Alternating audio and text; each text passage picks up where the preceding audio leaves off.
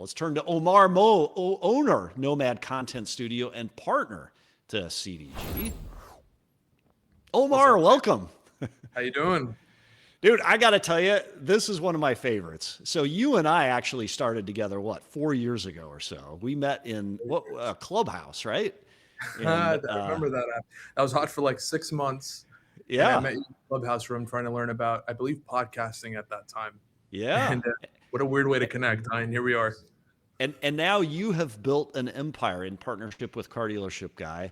And we want takeaways from you. Omar, when you log off and stop thinking about content, what does that actually look like? Give us the personal side before we dive into. I wish I could. I wish I You could have don't some. log off, do you? Yeah, exactly. I wish I could have some really cool answer for you and say I'm able to log off. But honestly, uh, I'm pretty much indulged in business constantly. I mean, you can hear it from my Love it. fiance. Like all I talk about is business with her, and I'm sure Yeah. it drives her crazy. But it's life right now. It's what I Yeah. do. It's what I live, breathe. Live and breathe content.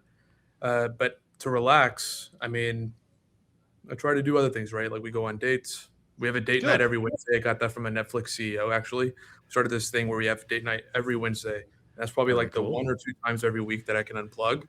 We'll go on dinner, no phone, no computer, relax, drinks, food, unplug. But the rest of the 23 and a half hours you are on it, and you've That or built sleep. you've built this empire that is Nomad, and in partnership with CDG. So you cut clips for CDG and dealers directly through Nomad. What's the gap, Omar, between the top media operation or the top poster for these dealers that are looking to replicate what you're doing, an average in 2026, Omar? It's a good question. So there's a number of factors I think between what makes really good content versus what doesn't. But I do think one of the things that people put too much emphasis on is personality. I Mm. think personality isn't really that important. I think it's more so the willingness of actually wanting to get better. Huh. And number two, being able wanting to try things or being open to trying things that are normally out of people's comfort zones. Give The us an biggest example of that. Give me an Sure, example of something out of your comfort zone. sure. So one of the biggest realizations we had last year or 2 years ago was that formats of content are much more important than the personality. So format of content that we like doing a lot is what we call the fake phone call. Mm. And what it is effectively is a salesperson, service manager, etc., pretends to have a phone call with someone that's a customer, but it's really just another person within the dealership or sometimes even our own videographer. Mm-hmm. And they'll have a conversation back and forth. And sometimes it'll be something absurd. Sometimes it'll be something that's meant to educate. And that's just a format of content that people aren't normally used to doing. They feel cringe or they might feel like they're doing something that It's uh, acting. Yeah, it's exactly acting. Yeah, acting. yeah, And yeah, not everyone's most people in a dealership aren't Broadway level actors, nor do we expect yeah, them to yeah. be. So, but Or if they they're open, are, but they're afraid to get found out doing it. Yeah, yeah, exactly, or they're closeted yeah, Broadway yeah, actors. yeah, yeah.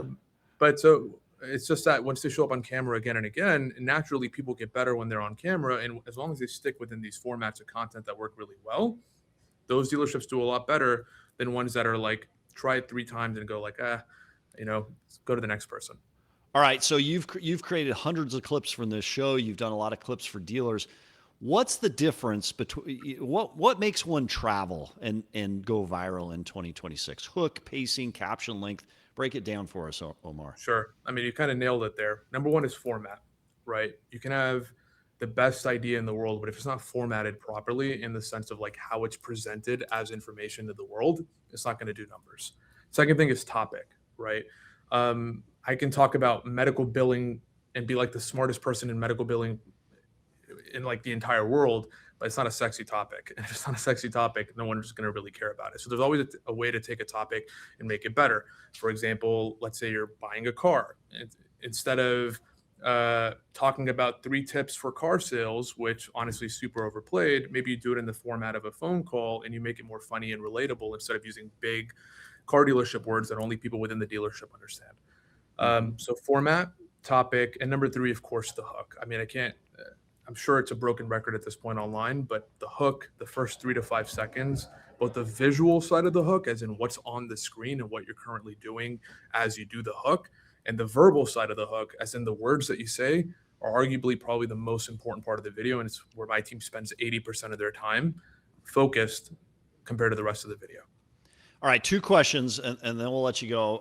The last question I want to ask: what dealers should start doing and stop doing? But before we do that, what is Sure. the impact of a dealer that is willing to be on social and engage with their audience and really create a connection with the public in this in this social media space? For the dealer that maybe isn't there or is a little concerned about going there for a lot of reasons. It's a good question, Sam.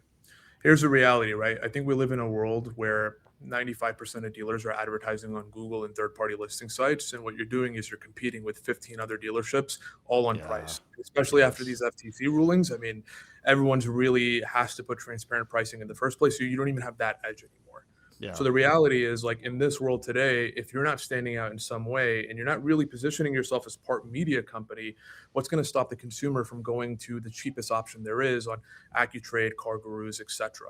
Right? So, I Yeah. mean, that alone should be enough of a reason. If you're not with the times, you're going to fall behind and lose. You might not see it today, but you'll see it in 6 months, a year, 2 years, 5 years, right?